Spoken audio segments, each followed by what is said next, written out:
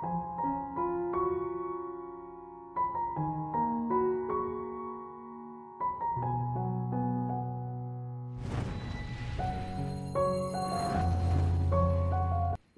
Everyone, আসসালামু আলাইকুম। পুষ্প lifestyle থেকে আমি পুষ্প নতুন দিনের নতুন আরেকটি ব্লগ নিয়ে চলে এলাম।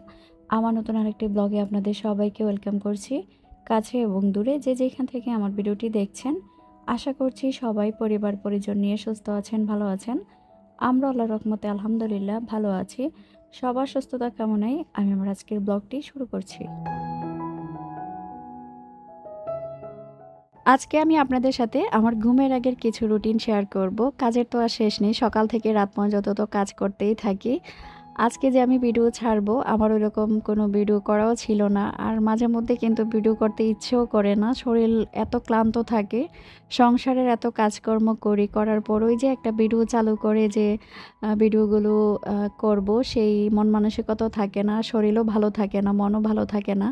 মন যদি ভালো না থাকে তখন কিন্তু কোনো কিছুই আসলে ভালোভাবে করা যায় না। আমার সব বাচ্চাদেরই শরীর খারাপ, মোটামুটি সবারই ঠান্ডা জ্বর, সেজন্য কিন্তু আরেকটু বেশি ক্লান্ত হয়ে যাচ্ছি। সারাদিন যাই কাজ করি না কেন, বাচ্চারা সুস্থ থাকলে কিন্তু শরীরে একটা এনার্জি থাকে, আলাদা একটা এনার্জি কাজ করে। বাচ্চারা অসুস্থ হলে দেখবেন মনটাও কেমন যেন একটা খারাপ হয়ে যায়। সারাদিন যাই করি, বাচ্চারা যখন খেলাধুলা করে চোখের সামনে বা সুস্থ থাকে তখন কিন্তু একটা অন্যরকম ভালো লাগা কাজ করে। আমার সংসারে যে আমি এত এত কাজ করি, সবচেয়ে বিরক্তের কাজ কোনটা জানেন? এই যে কাপড় ভাঁজ করাটা, এটা আমার কাছে খুবই বিরক্তর একটা ব্যাপার। কোনটা রেখে কোনটা করব, রান্নাঘরে গেলে দেখি থালা বাসন জমা হয়ে থাকে, আর বাচ্চা থাকলে বাসা তো এলোমেলো হয়। এলোমেলো বাসা তো আমার কখনোই পছন্দ না। বাসা গুছানো, রুম ঝাড়ু দেওয়া, রান্না বান্না করা সব কাজই জমা হয়ে থাকে। তখন মনে হয় যে থাক, কাপড়টা তো এখন ভাঁজ না করলেও চলবে, রেখে দিই। ওই একটু একটু করে দেখা যায় ৩-৪ দিনের কাপড় হয়ে যায়। আর ৩-৪ দিনের কাপড় ভাঁজ করতে গেলে মানে শরীরে কোনো এনার্জিই থাকে না। খুবই বিরক্তের সাথে কাপড়গুলো ভাঁজ করি। তো যাই হোক, সব কাপড় ভাঁজ করে কিন্তু জায়গা মতো রেখে দিয়েছি। খালা হয়তো একবেলা এসে রান্নাঘরের যে থালা বাসনগুলো আছে সেগুলো ধুয়ে দিয়ে যায় বা অন্যান্য কাজ করে দিয়ে যায়। কিন্তু আমরা তো সবাই জানি রান্নাঘরের যে কি পরিমাণ থালা বাসন জমে, কয়বার করে ধুতে হয়। আর রাতের বেলা যদি এগুলো একটু গুছিয়ে রেখে দিই, সকালটা কিন্তু খুব সুন্দর হয়।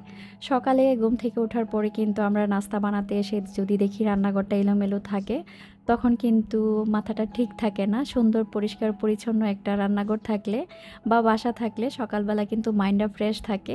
তো যতটুকু সম্ভব আমার পক্ষে চেষ্টা করি রাতের বেলায় কাজগুলো গুছিয়ে রাখার জন্য।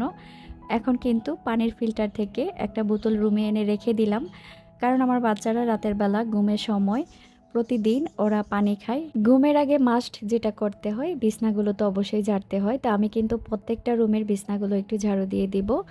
আর আমার বাচ্চারা তো সবাই আমার সাথেই ঘুমায়। অন্যান্য রুমের যে বিছনাগুলো আছে সেগুলো দেখা যাবে আমি যদি এখন একটু ঝাড়ু দিয়ে রেখে দিই, সকালবেলা একটু হালকা পাতলা ঝাড়ু দিয়ে দিলেই হবে, এতটা চাপ হবে না। তো আমি প্রত্যেকটা রুমের বিছনাগুলো একটু ঝাড়ু দিয়ে দিচ্ছি। ইউটিউবে কাজ করাটা কিন্তু এখন একটা বড় ধরনের চাকরি হয়ে গেছে। তো ওই ডিউটি অনুযায়ী কিন্তু আজকে আমার ভিডিও আপলোড করার কথা।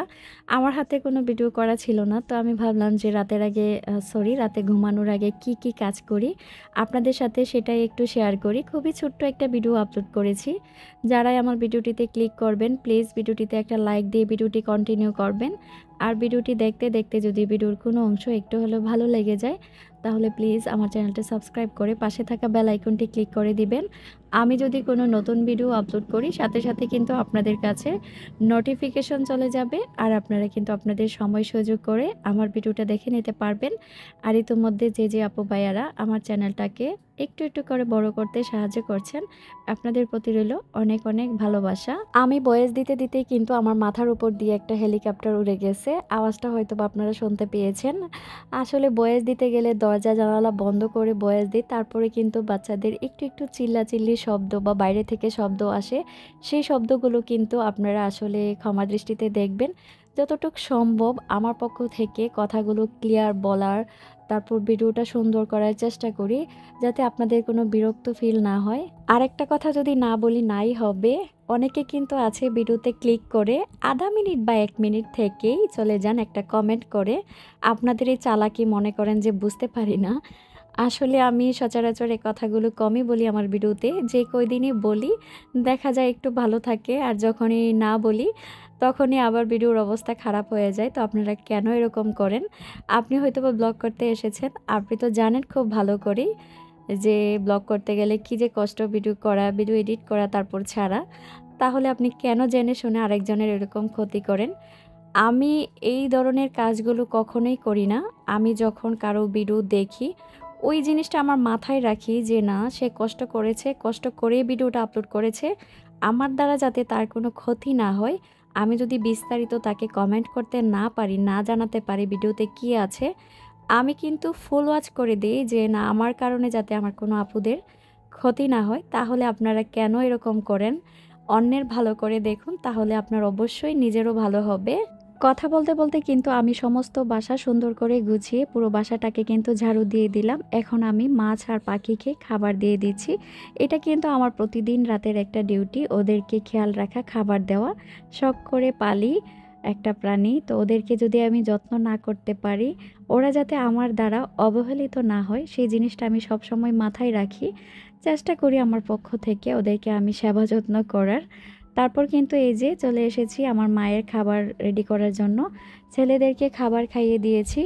তারপর এখন আমি আমার মেয়েকে খাবার খাওয়াচ্ছি। এটা হচ্ছে ওর ঘুমের আগের খাবার। তো ঘুমের আগে চেষ্টা করি ভাতটা দেওয়ার জন্য, যে টমেটো দিয়ে ভাত নিয়ে নিলাম। আর সাথে কিন্তু শিং মাছ আছে। ও আবার শিং মাছটা খুব পছন্দ করে। তো অফ ক্যামেরায় কিন্তু আমি ওকে খাবারটা খাইয়ে নিয়েছি। এখন মাথাটা একটু আঁচড়িয়ে দিচ্ছি। ও তো আর নিজের যত্ন করতে পারে না। আমার মাকে তো আমাকেই যত্ন করতে হবে। একটা বয়সে যখন আমি বুড়ো হয়ে যাব তখন সে আবার আমাকে যত্ন করবে।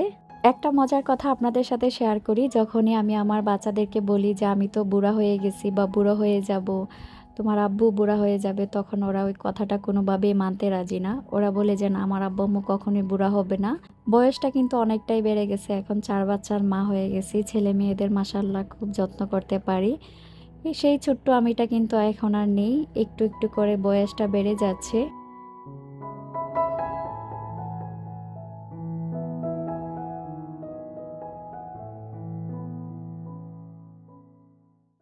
ঘুমের আগে যে কাজটা করতে হবে সেটা হচ্ছে বাচ্চাদের সেবা যত্ন করা। নিজের যত্ন করতে পারি আর না পারি, বাচ্চাদের সেবা যত্ন কিন্তু করতে ভুলি না। ছেলেরা তো একটু একটু করে বড় হচ্ছে, ওরা এখন নিজেরটা নিজেই করতে পারে। মেয়ে যেহেতু ছোট, এখনও ওইভাবে করতে পারে না, তো ওর সেবা যত্ন আমি করে দিচ্ছি।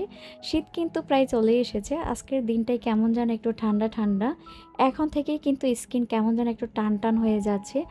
এখন থেকেই লোশন, তারপর ঠোঁটে ভ্যাসলিন, তারপর ক্রিম কিন্তু অবশ্যই দিতে হয়।